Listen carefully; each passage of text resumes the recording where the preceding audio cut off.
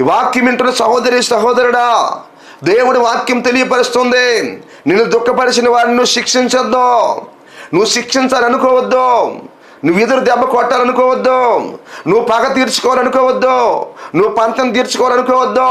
నిన్ను బాధ పెట్టిండొచ్చు, అయినా నువ్వు శిక్షించొద్దు ఆ వ్యక్తినే.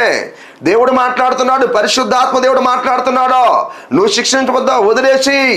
ఇప్పటికే ఆ వ్యక్తి శిక్ష అనుభవించున్నాడు, ఇంకా శిక్షించొద్దు.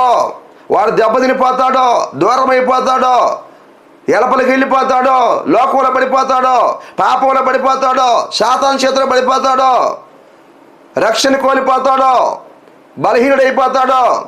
అవకాశాన్ని చూసి సాతాను వాడిని వాడుకుంటుంది. ఇప్పటికే మీరు శిక్షించారు, ఇక మీదట శిక్షించొద్దు, ఇక వాడిని శిక్షించొద్దు, ఇక వాడికి శిక్ష ఇద్దు, ఇక వాడిని మందలించవద్దు, ఇక వాడిని వదిలిపెట్టేయండి, ఇక వాడిని ఇడిచిపెట్టేయండి, క్షమించండి.